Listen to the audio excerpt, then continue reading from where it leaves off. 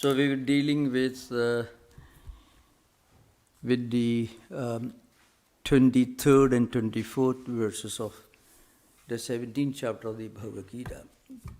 It's a very well-known description of what is called pranava in the traditional language, So pranava is Onkara.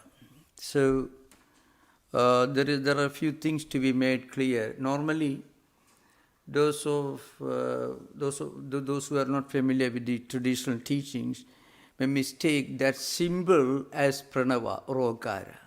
The symbol is not Onkara. This is something very important to remember. It is the sound that is Onkara.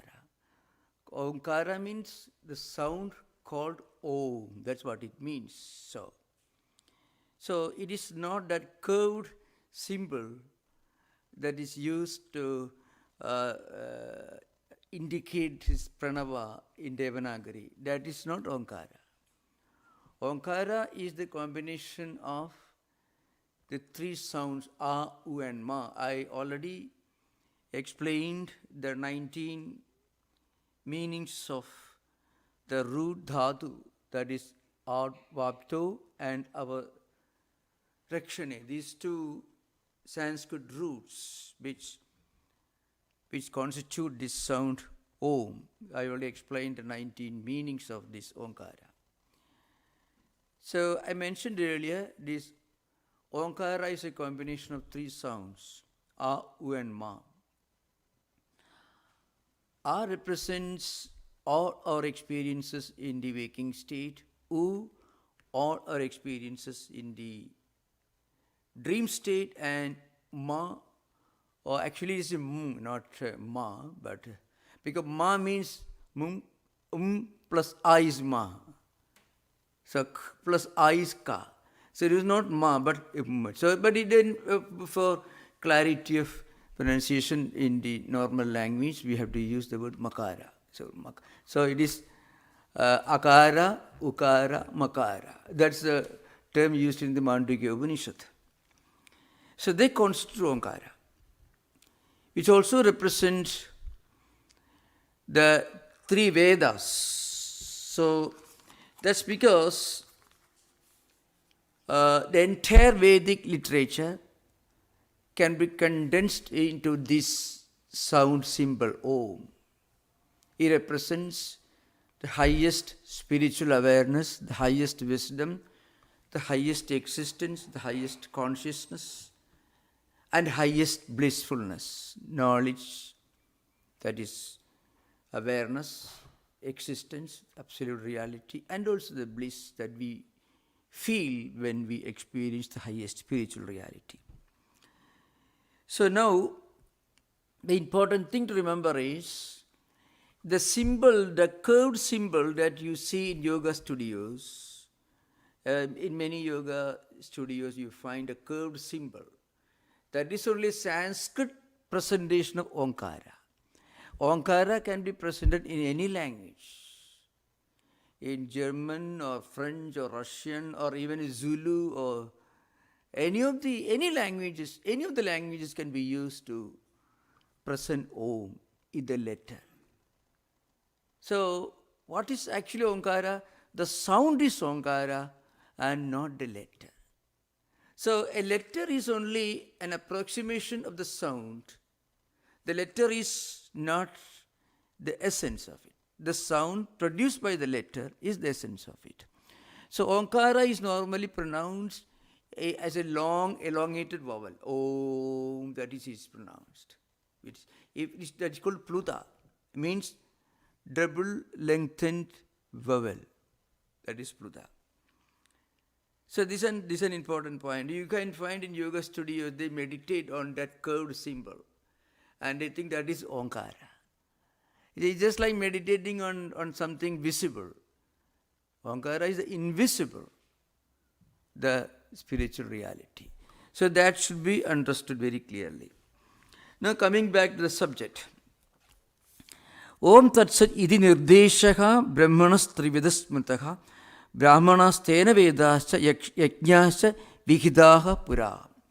This is 23rd verse. That is, this Om Tat Sat. This is the triple designation of Brahman. I mean, Brahman cannot be designated, cannot be refined, cannot be defined or verbalized or described.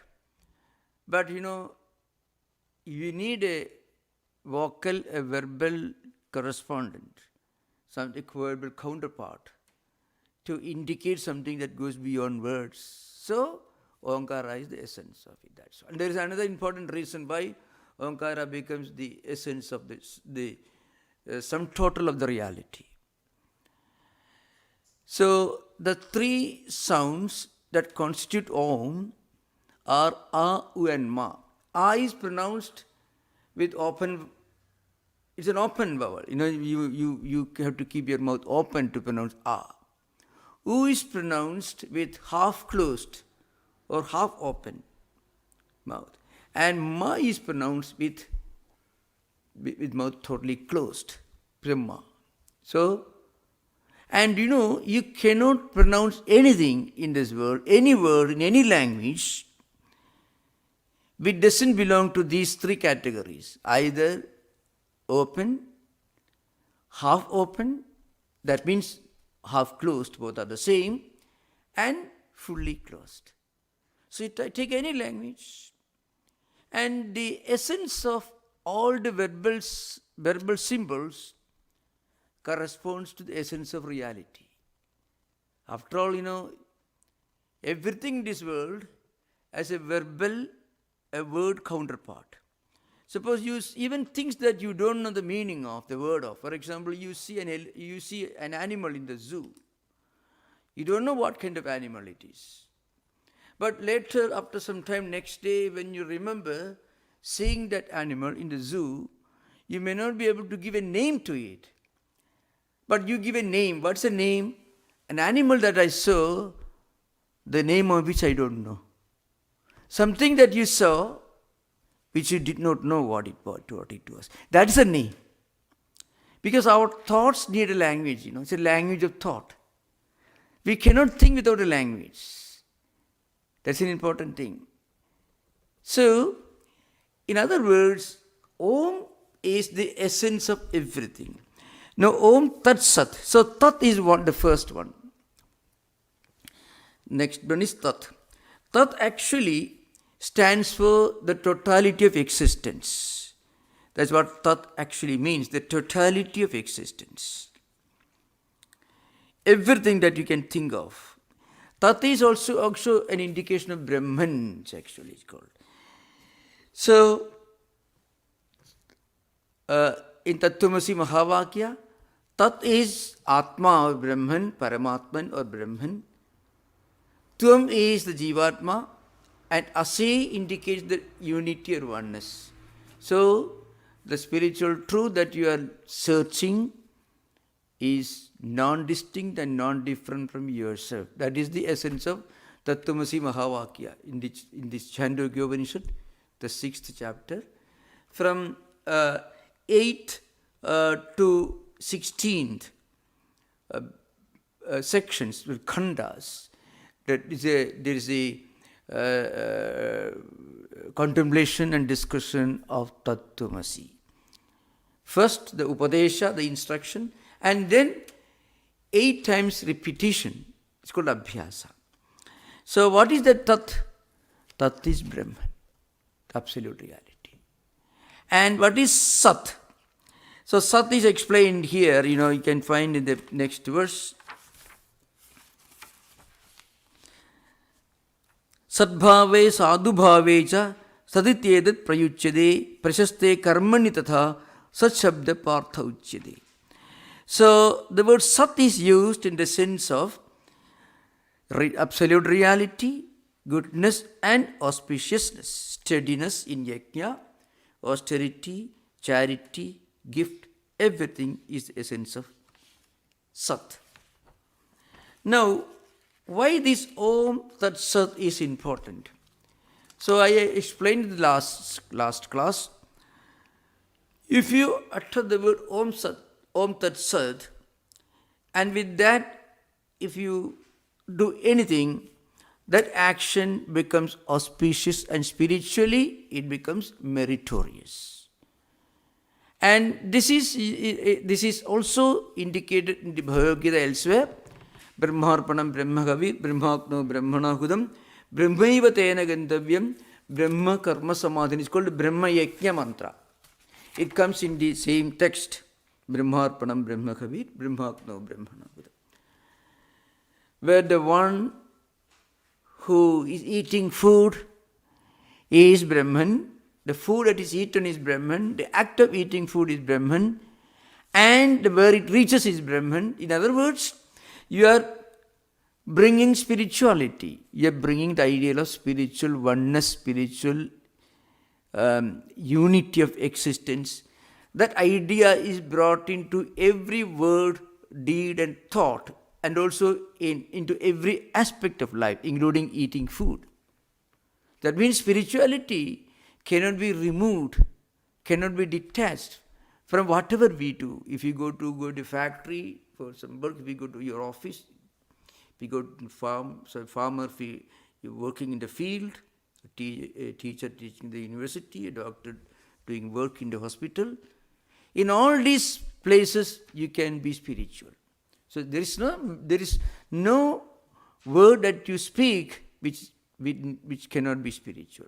There is no word that you speak, and there is no thought that you think that need not be that cannot be spiritual. So spirituality can be brought into every aspect of life. One important thing you notice, there is no word God mentioned here. That's a charm of Gita. Which means, if we live our life in such a way, where our word, thought and deed and emotions and feelings, mind and intellect all become saturated with spirituality, with a sense of sanctity and sacredness, that is spirituality. And worship of any deity, approach to God in whatever way possible, is only a means towards bringing this spirituality into every aspect of our life. And from a scriptural point of view, there is an important reason why Om Tat Sat is very important. The first reason is, it is mentioned in many other Upanishads. For example, in Taittiriya Upanishad, Om Iti Brahma, you can find that in the Taittiriya Upanishad. The Aitareya Upanishad, Tat iti vayadasya mahado bhudasya nama bhavati, etc. So, there also you can find either Om or Sat or Tat mentioned. Then, Sadeva Saumidam Agramasid, etc. You can find it in the Chandogya Upanishad. That's how the discussion, and in the 6th chapter, that's how the discussion Tattvamasi begins.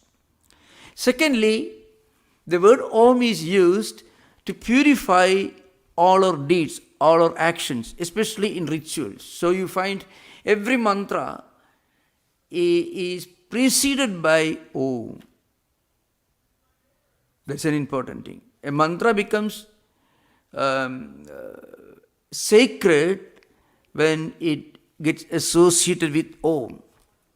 It's also used in the purification that you do during puja, achamanam it is called. That's why Sri Ramakrishna says, Om symbolizes the totality of all wisdom expressed in the 4 Vedas. So Sri Ramakrishna says, Om is the first and the subtlest verbal presentation of God or absolute reality. Because Om is not a word. Om is the totality of existence, knowledge and bliss. So, that's why Sri Ramakrishna says, the highest spiritual experience has no verbal presentation. I mentioned this earlier, when Mr. Eckhart says, to call God as God, it says a limitation. If you define God in whatever way possible, you are limiting the scope of the divine. So, the idea of God transcends even the Holy Trinity. That's what Mr. Eckhart, and that was one of the reasons why he was practically had to go to Rome and he disappeared. He was a Dominican priest. He's the only great theologian in Christian tradition who approximately comes very, very close to Advaita Vedanta. He lived almost 500 years after Shankaracharya in 13th century Germany. That's the place where he lived. So that's why Sri Ramakrishna says Om is the first verbal presentation of the divine. Below that, there is Gayatri. Gayatri is a 24 letter, 24 syllable mantra. It's also the name of the most famous, most sacred meter, meter in which ancient Sanskrit verses used to be written. There are many meters, Indra Vajra, Mahendra Vajra, etc. But Gayatri is not only the name of the divine feminine aspect, it's also the name of the most sacred meter in which Vedic mantras were written. So Om can be expanded into Gayatri, and Gayatri can be further expanded into Upanishads. Upanishads constitute the most sublime philosophical aspects of Vedic literature. And further down you find rituals and so on. So this is very, very important. That's why in one of the scriptures, one of the Dharma Shastras, one of the famous books of law in ancient Vedic times, it says, Igubodhayana Grihya Sutra. Pranavadyastadha Veda Pranave Padyavasthidaha Vangmayam Pranavam Sarvam Tasmat Pranavam Abhyased Pranavena Vihinam Yet Tanmantram Pranahinagam Sarva Mantreshu Mantranam Prana Pranava Uchide. It's a famous verse. What it means is Pranavadyastadha Veda Pranave Padyavasthidaha. All Vedas are founded on Pranava. Means Pranava is Om. Om is called Pranava. So, Pranava itself means something that saves you from the worldly transmigratory cycle. Transmigration, birth, life, death and rebirth. This continuous cycle is called. Something that takes you across the ocean of world. What do you call, those of you know Buddhism? It's called samsara.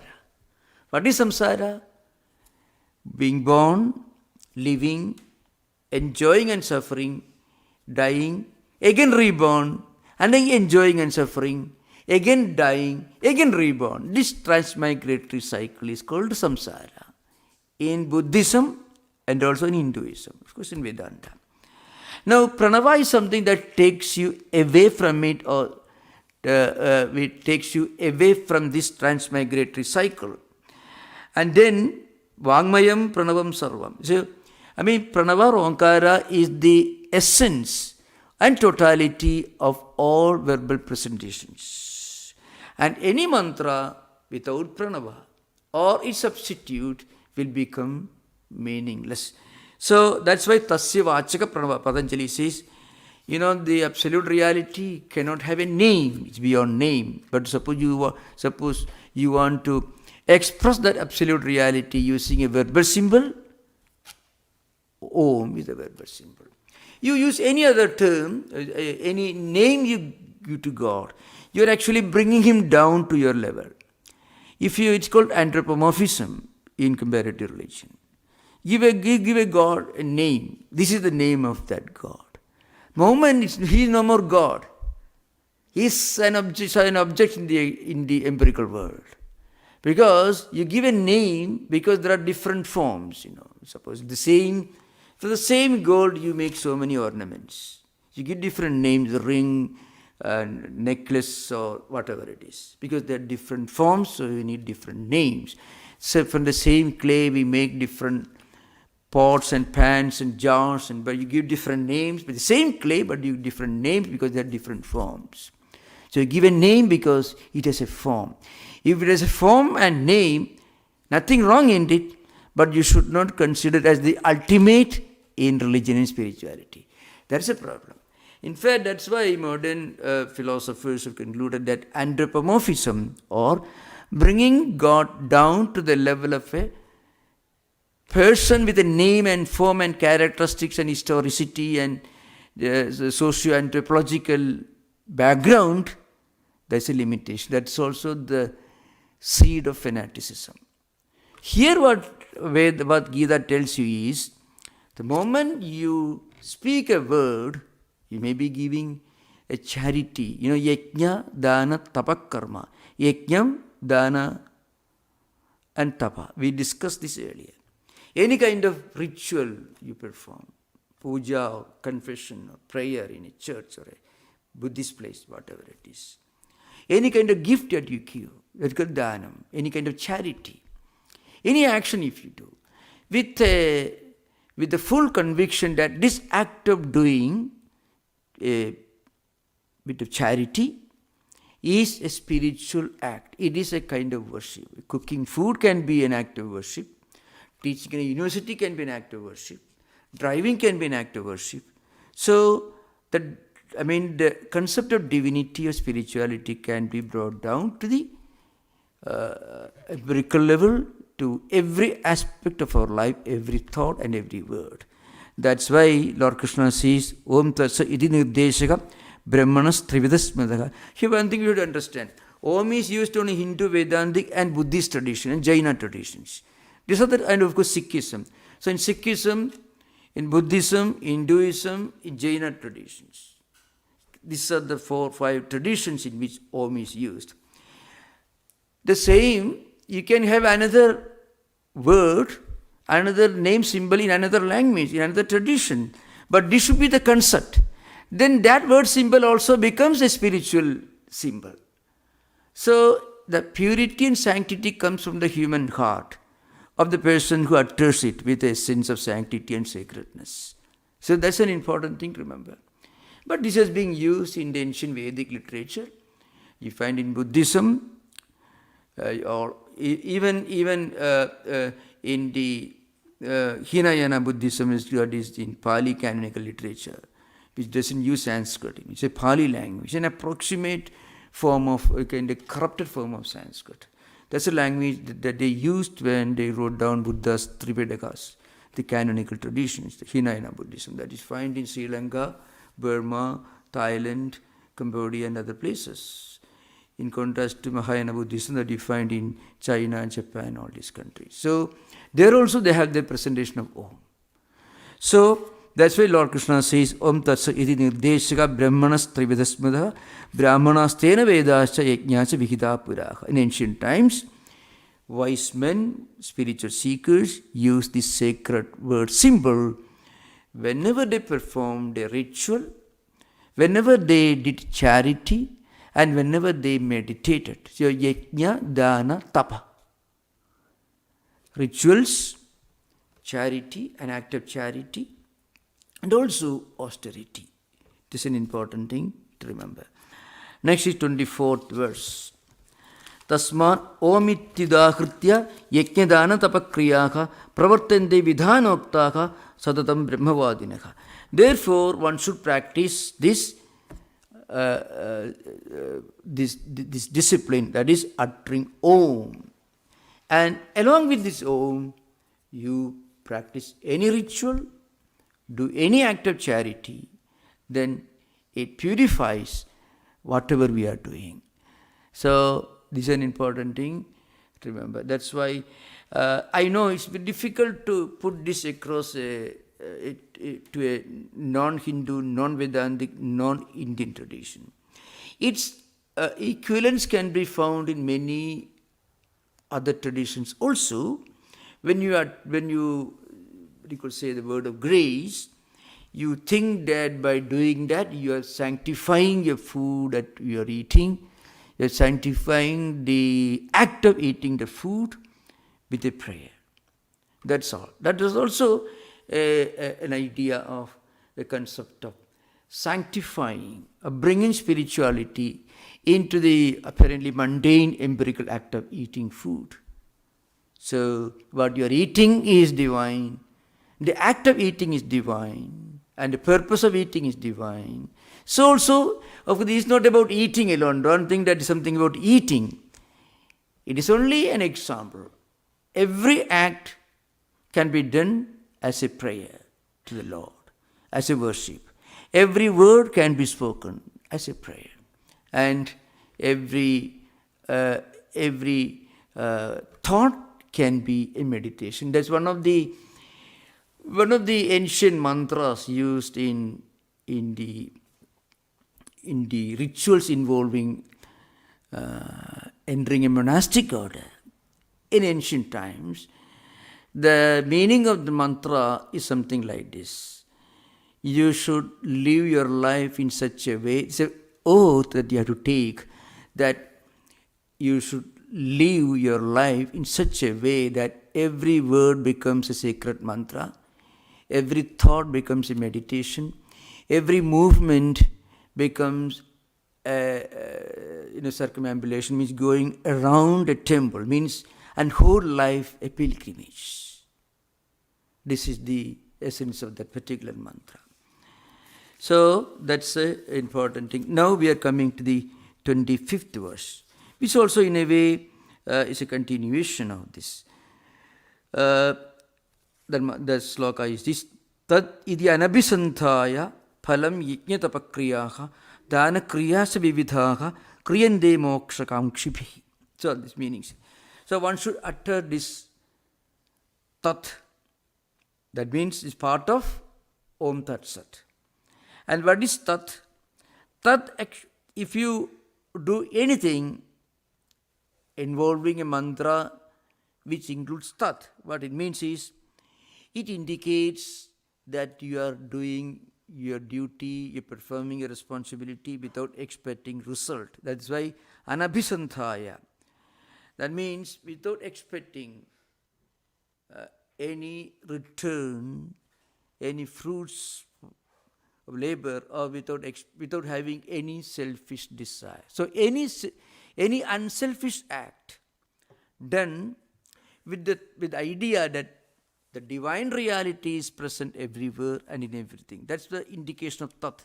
Tat means Brahman, the all-pervading, the immanent, the omnipresent, and the transcendental reality. That's the meaning of tat. So I mentioned to you that's the meaning of tat, the Atman in the Tattwamasi Mahavakya, which we discussed many times on earlier occasions. So tat is included here on Tat Sat. So what does tat stand for? Tat stands for, called Brahmarpana Buddhya. Brahmarpana means you are offering this to Brahman, to the all-pervading divine presence of God. You are offering this. Whatever we do, not just worship or prayer or anything. Even secular activities can be turned into a spiritual activity if our mind is saturated with spiritual thought at the time of doing the so-called secular activity. That means there is no borderline, there is no boundary between the secular and spiritual. I mean, the secular merges with the spiritual. So the secular becomes spiritual when the secular activity is done with the spiritual intention, spiritual thought, with a spiritual purpose. That's why tat idi anabhisantaya, I mean without looking for any selfish results, selfish profits or benefits. Phalam yajña tapakriyaha. So whether you're performing a ritual, or you're performing an austerity, or you are doing dana kriyasa vividhaha, or you're doing an act of charity, kriyande moksha kamkshibihi. So it produces a result. It takes the person to the highest spiritual enlightenment when it is done by those who are aspiring for spiritual liberation. That's the idea behind. So here one thing is something important, tapaha. So we discussed tapa. Tapa means austerity. So austerity should be practiced with a spiritual intention. You know what austerity actually implies? The Sanskrit word is tapa. Tapa actually means manasendriyanam tapaha. Means when our mind and senses are focused on a single purpose. So you do something with all your thoughts, your emotions, your feelings are completely focused on something. That can be called tapa. So manasendriyanam ekagram tapaha. That's another definition. Ekagram means having just one edge, like a, one purpose, one focus, that of our mind, purpose, senses, all just one goal, then it is called tapaha. Now there are many people who do that, not necessarily good people. There are many of the worst villains of history. They performed terrible, life-torturing austerity.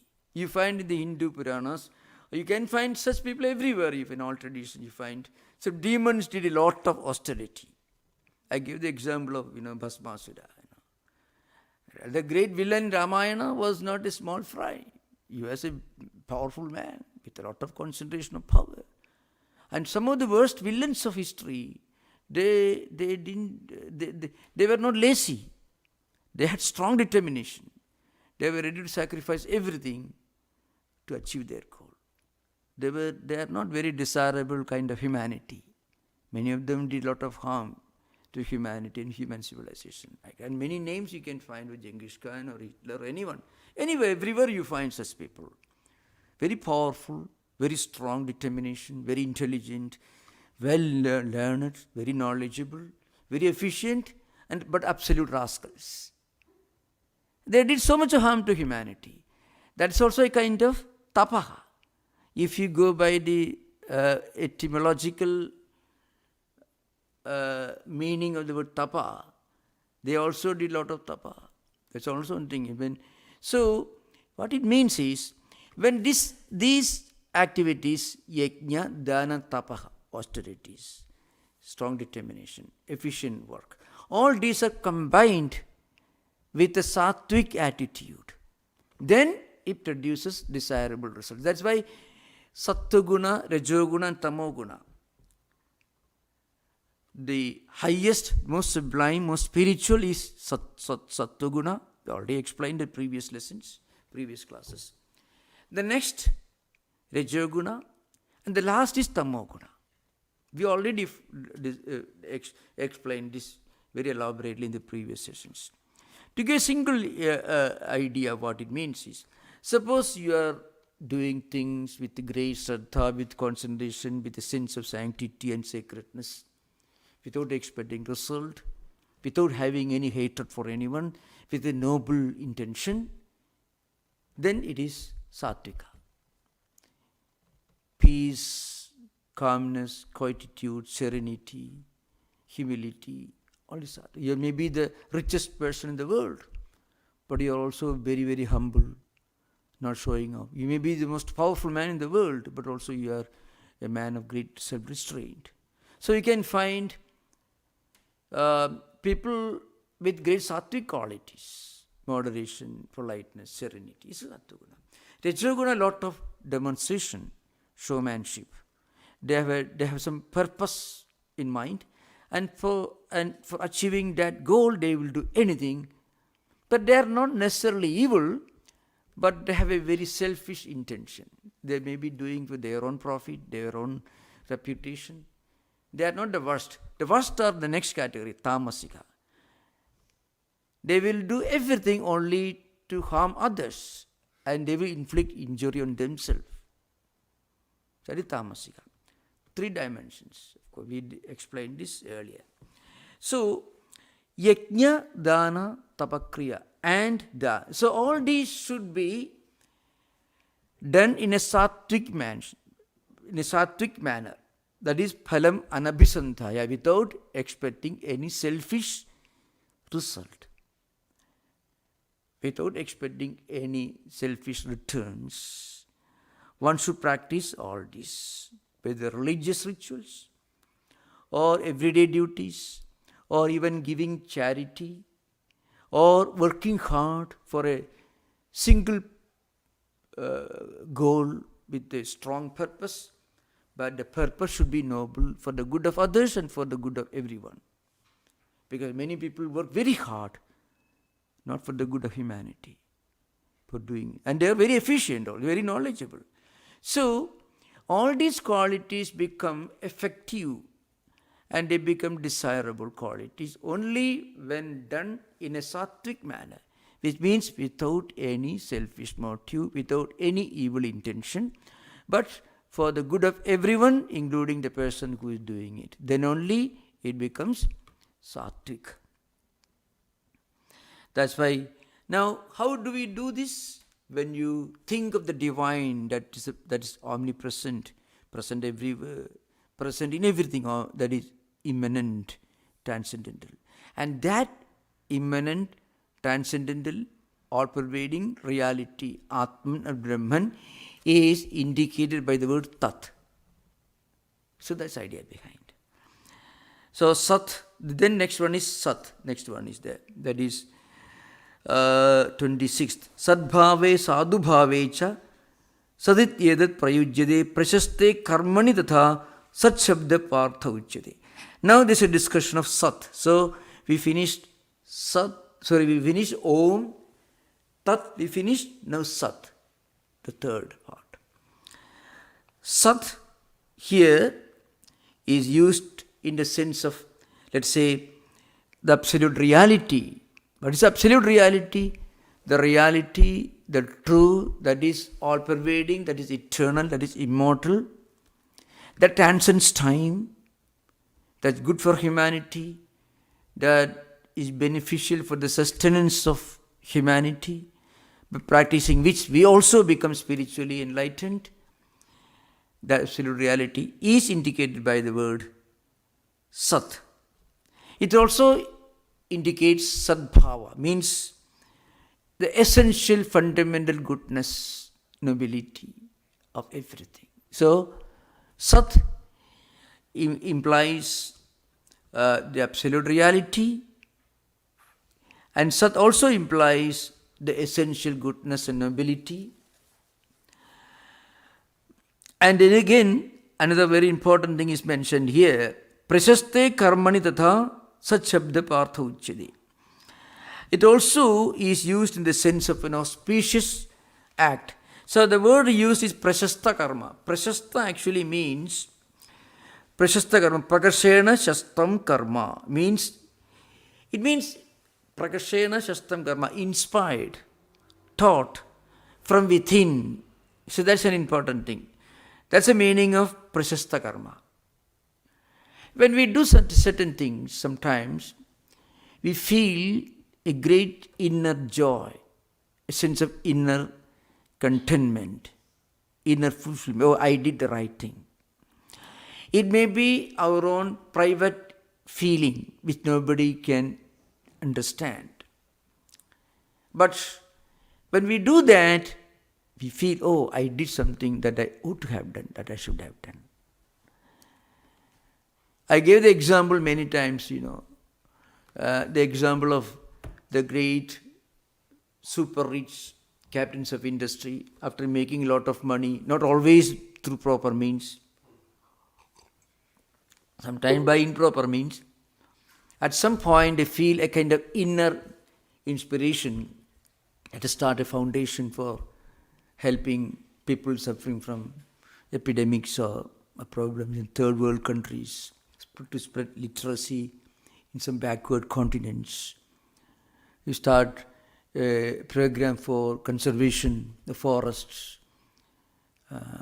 this gas emissions, climate change, and things like that. So people feel a kind of, they make a lot of publicity, that's true.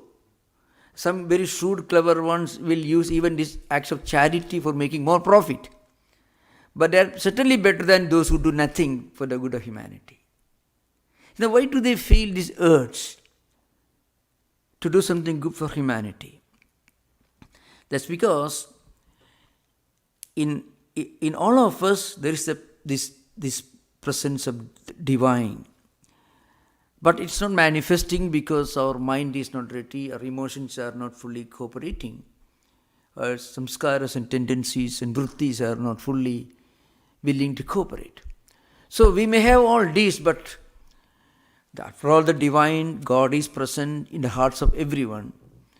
But because of different samskaras and tendencies, the divine, there is no manifestation of the inherent divinity.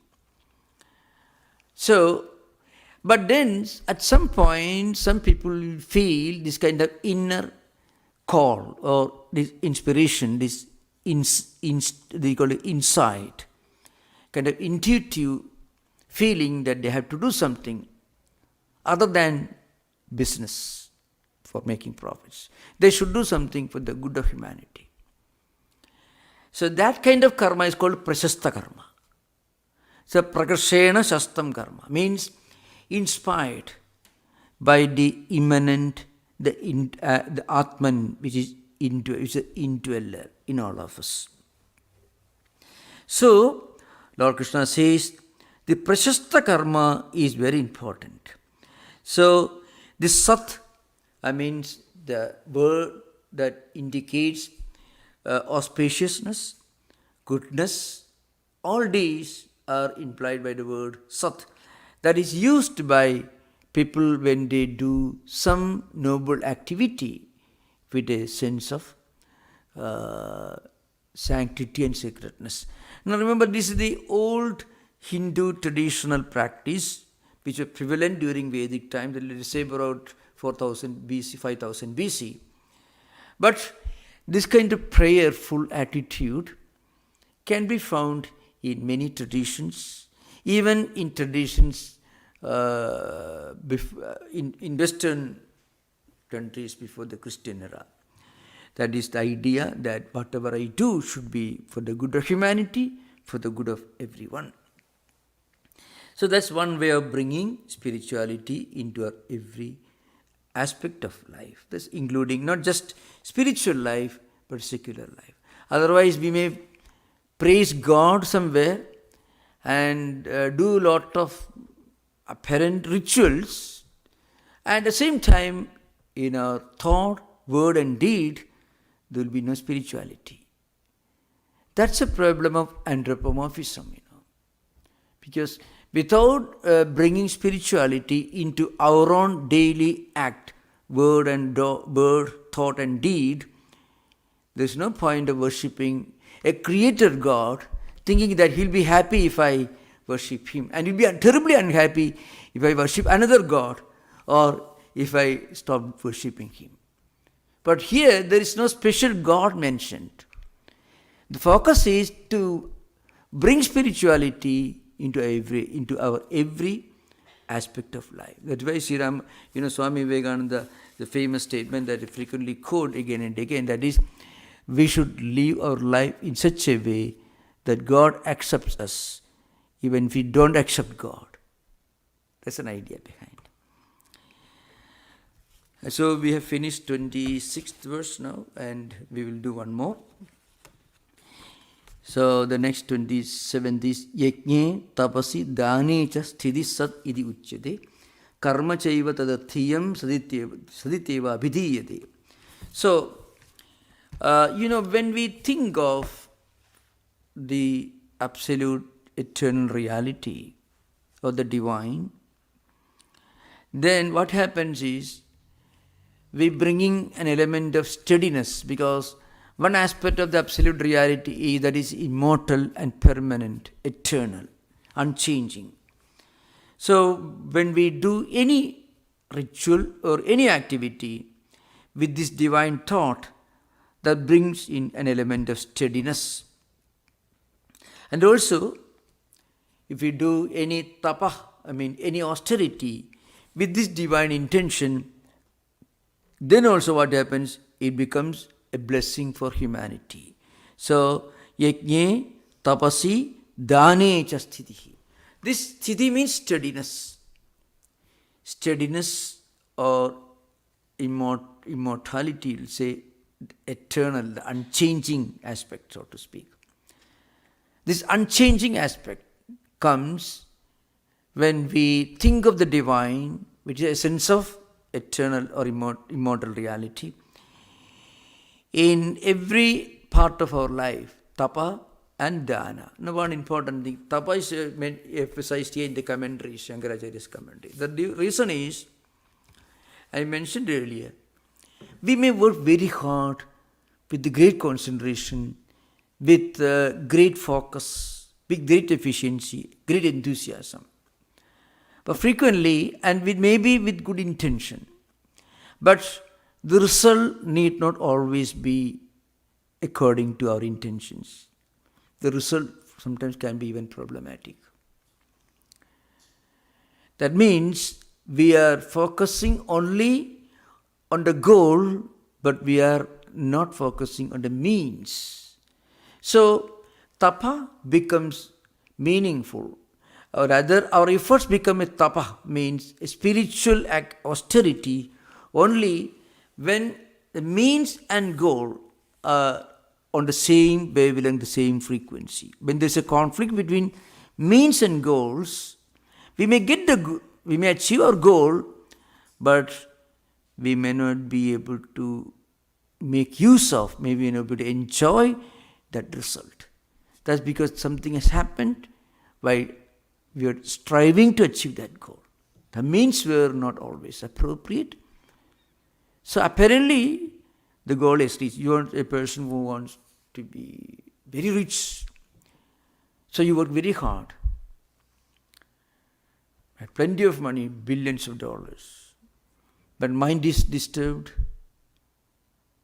Mind doesn't allow you to enjoy the fruits of your own labor. It happens frequently. So, people may work very hard. That working hard is tapa. Chittaigagram manatapaha means mind and senses, thoughts, all focused on one single purpose. Great efficiency, great leadership skills. Almost a workaholic. So you achieve the goal. But so we succeed, so to speak. But we won't be able to enjoy the fruits of our own success. And success becomes a liability. That's because we did not perform this tapa with a sattvic attitude. We didn't take care of the means. We neglected the means while overemphasizing the goal. So then what happens? Attaining the goal itself becomes a liability. That's what is mentioned here. So now you can have interaction. After this, we can have questions and answers. You are most welcome.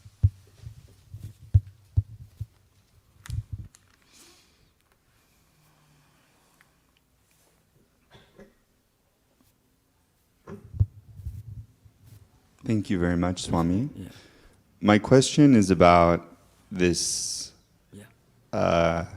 this saying, Om Tat Sat. Yeah. Is just saying it verbally enough to make the action auspicious? Or even if our mind is not fully, maybe there's still some selfishness or impurity in it, and we still say it, does that make the act more auspicious, or do we also must have a fully pure mind? Yeah. To get full results of these, one should be able to utter this with a sense of sanctity and sacredness and with full awareness of the importance of this. This is very important because very often these mantras have got one important aspect about them which we have to keep in mind. Mantras are all verbal symbols. So why are they called mantras? So the description is manana trayatiti mantraha. So mantra means a word symbol becomes a mantra because it contains some potency which is invisible. It helps us to realize some spiritual experience when we recite it and when we concentrate and meditate upon the meaning of the mantra. Then it helps us in our spiritual life. Trayade means protecting, from difficulties and problems. So one should recite it and one should be able to focus and contemplate on it. Manana means contemplation. So you listen to it, recite it, and then you concentrate on the sanctity and sacredness, the meaning of this mantra. Then that mantra becomes potent. Now, another important point is, these words gather the strength, the effectiveness, because these word symbols were used by many great spiritual teachers, spiritual preceptors, spiritual seekers for thousands of years, have recited this mantra with great concentration, with a sense of sanctity and sacredness. And what happens, when they, from their contemplation, these word symbols gathers a potency. That is true of, to give the example, I often give the example, the most common example that I give from Christian Western tradition is the Jesus prayer that is mentioned in the Way of a Pilgrim, the well-known autobiographical book that's about a humble pilgrim in mid-19th century Russia. A humble pilgrim went to a church, a Russian Orthodox church, and he happened to listen to a sermon on the first epistle of St. Paul, and that deals with Jesus' prayer. The priest whom have given the sermon may not have realized anything by doing it, because for him it's a mechanical practice. But this humble, semi-lettered, rustic person who was actually, this pilgrim, that's a pilgrim, that's the protagonist of this book, Way of a Pilgrim. He was almost unlettered. Of course, he was not illiterate, maybe he was semi-literate, that's the English translations will tell you. So he happened to listen to this first episode. It talks about remaining in a sense of prayerful attitude all the time. How to remain in a natural state of prayerful attitude, prayerfulness. That's a discussion. That's the topic in the first epistle of St. Paul. So this man listened to this, and this humble pilgrim, rustic person, farmer maybe, he wanted to realize this. Maybe the priest himself was ignorant of his spiritual significance. He gave the sermon, went away. But this humble pilgrim, he listened to this and he wanted to realize it. And he started his pilgrimage. He wanted to go to Jerusalem. So he walked hundreds of miles. Finally, he met a priest, a monk, Russian Orthodox monk, who taught him this prayerfulness, Jesus' prayer. Jesus' prayer everyone knows, but how to remain mentally, emotionally, to remain perpetually in the perpetual awareness of that prayer. That is something that you have to attain through constant practice, through constant contemplation. It is a state of the human mind, the human emotions, when you reach that state of the inner spiritual experience. So finally he was taught this discipline by an unknown monk.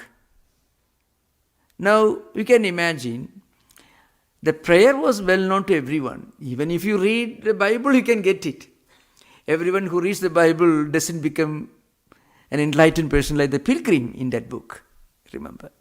But the pilgrim became a mystic. When he realized, when he got an experience, the flashlight of experience within, his whole life changed completely. So, you can see the difference between a verbal mechanical prayer and its real spiritual experience. But remember, having said that, I should also add that it's important to learn it. Even if you utter mechanically, constant practice of mechanically uttering this prayer will have some effect on our thoughts, emotions and feelings. That also should be kept in mind. Even mechanical practice will not be without any benefit. Not too much of it, but we should always remember, even mechanical practice will not just zero benefit. It will have some benefit, but it will not be very intense, that's all. So that's the answer to the question that you give. Okay, thank you. Yeah.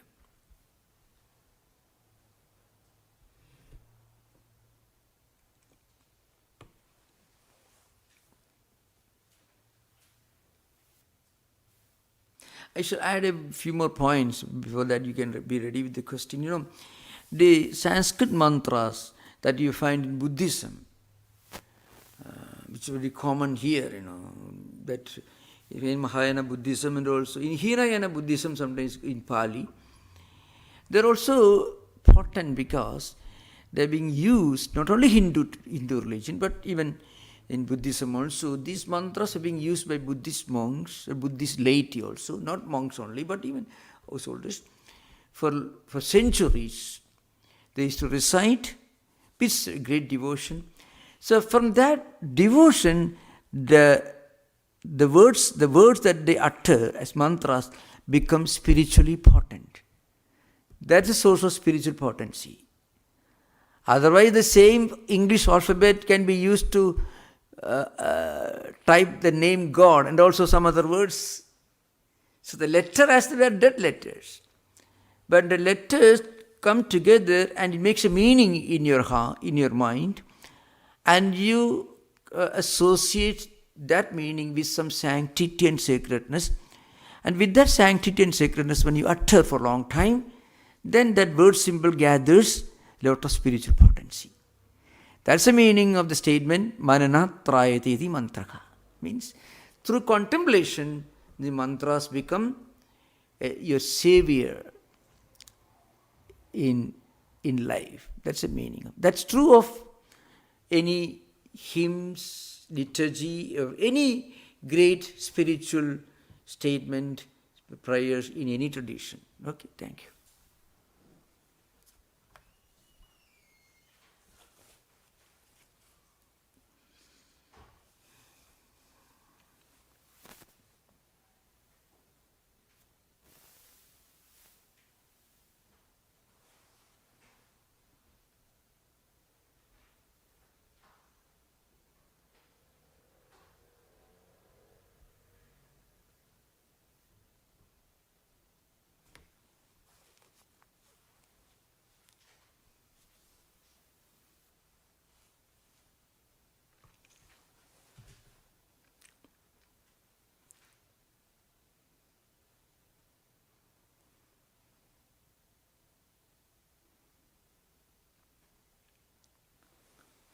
So if there is no question, we'll conclude now. Okay, thank you. Om Shanti Shanti Shanti Harihi Om Tat Sat Sri Rama Krishna Arpanamastu.